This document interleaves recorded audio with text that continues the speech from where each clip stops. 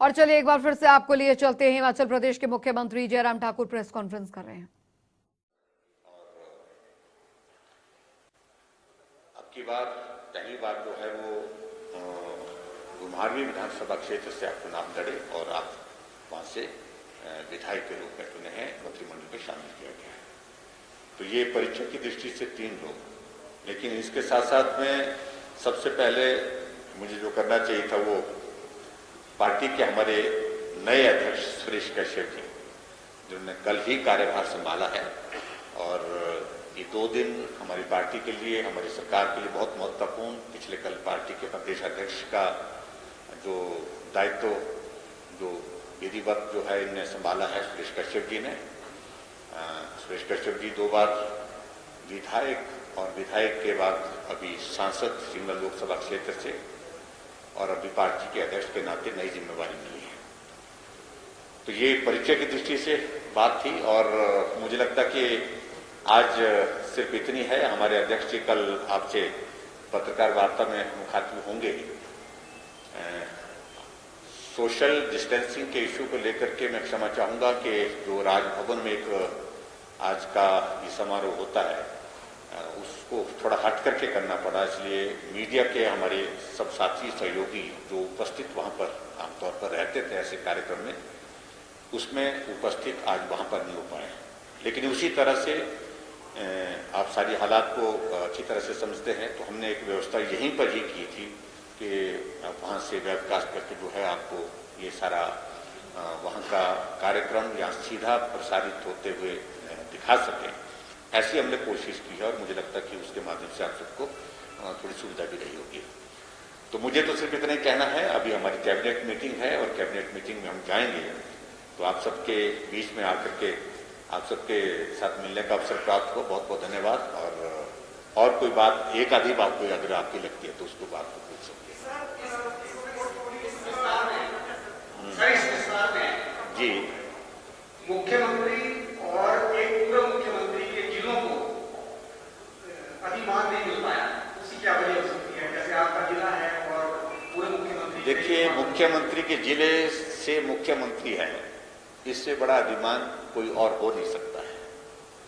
और जहां तक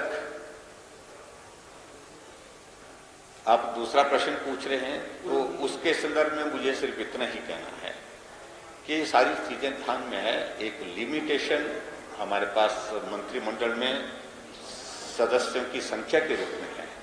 ऐसी परिस्थिति में जो किया जा सकता था वो किया गया है, लेकिन सिर्फ किसी जिले से मंत्री ही बन करके वहां विकास कार्य तेजी से होता है, उन सारी चीजों को लेकर के मैं मानता हूं कि उससे हट करके भी वो जिला हमारे लिए बहुत महत्वपूर्ण है। उस जिले से केंद्र में प्रतिनिधित्व है। उस जिले में विकास की दृष्टि से जो भी चीजें करने की हैं उनको हम प्राथमिकता के आधार पर करते हैं। ये ज्यादा महत्वपूर्ण है मुझे लगता है। सर, 2 सवाल हैं। एक तो ये कि जो अभी पोर्टफोलियो अलॉटमेंट होगा तो जो वर्तमान मुख्यमंत्री हैं उनके विभागों में भी क्या बदलाव होगा, और दूसरा जो विधानसभा का सेशन पेंडिंग है उसको लेकर क्या सरकार सोच रही है? निश्चित रूप से जहां तक नए मंत्री बने हैं, बहुत सारे डिपार्टमेंट हमारे पास हैं। हम इसको थोड़ा कम करना चाहते हैं, हम थोड़ा हल्का करना चाहते हैं और काम करना चाहते हैं ज़्यादा समय दे करके प्रदेश के लिए। और उसके साथ साथ में मंत्रिमंडल में विभागों का रिशफल ये भी एक्सपेक्टेड है। जहां तक विधानसभा के सत्र से संबंधित आपने बात कही, जब हिमाचल प्रदेश में सिर्फ 2 मामले आए थे तो चला हुआ सत्र हमने बंद किया था। आज हिमाचल प्रदेश में एक्टिव केस की संख्या लगभग 150 है, मतलब 1050 के लगभग है। ऐसी सूरत में, और जो total number of total number of जो पॉजिटिव केसेस अभी तक जो आए तो 2400 पहुंच गया है। तो ऐसे में मुझे लगता है कि अभी इस बात को लेकर के विचार करने की जरूरत है। और ऐसे परिस्थिति में जब पूरे देश में सभी प्रदेशों में कोविड-19 का प्रकोप ज्यादा बढ़ा है, तेजी से बढ़ा है संक्रमण, तो एक विचार करने का विषय है। हम खुले हैं और मुझे सिर्फ इतना ही कहना है कि 23 मार्च को हमारा विधानसभा का सत्र समाप्त हुआ था, बजट सत्र जो चला था बीच में, और उसके बाद व्यवस्था है 6 महीने का, जो हमारा सितंबर में पूरा होता है, 6 महीने के अंदर जो है वो हमारा सत्र होना चाहिए।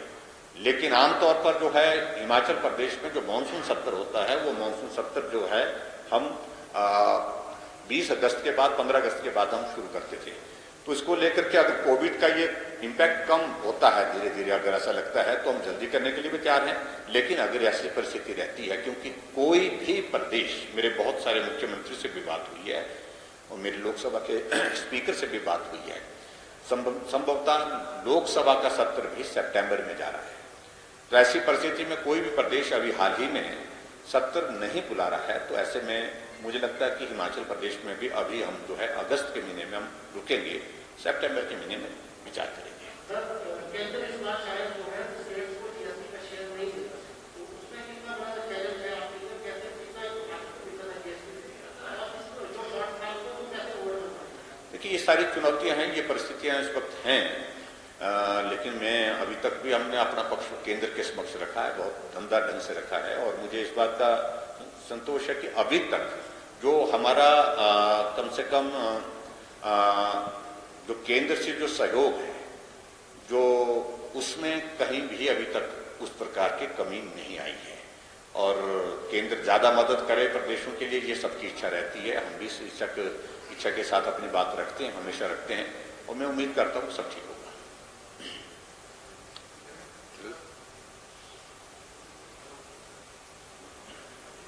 ऐसे बोल तो आपकी आवाज यहां तक आ रही है। सर, कैबिनेट एक्सपेंशन या कैबिनेट बनाना चीफ मिनिस्टर का प्रेरोगेटिव है जी, इसमें आपकी कितनी चॉइस रही है? देखिए, दूसरा सवाल है इसके साथ, नए पार्टी अध्यक्ष हैं, अब आपकी नई टीम है, पोर्टफोलियो रिशफल की भी आप बात कर रहे हैं, किस दिशा में सरकार को ले जाना चाहते हैं? देखिए, एक बात मैं कह रहा हूं, हिमाचल प्रदेश मंत्रिमंडल में मुझको मिला करके 12 लोग हैं, और 12 में से 11 लोग मेरी चॉइस के हैं।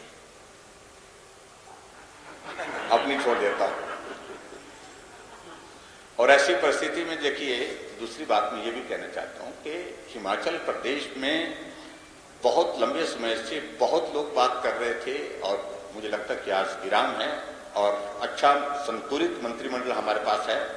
हम सब लोग मिलकर के काम करेंगे, और प्रदेश के विकास हमारी प्राथमिकता है, प्रदेश का हित हमारी प्राथमिकता है, और 2022 में फिर आप देखेंगे, आप और हम सब लोग यही होंगे, फिर भाजपा की सरकार बनेगी।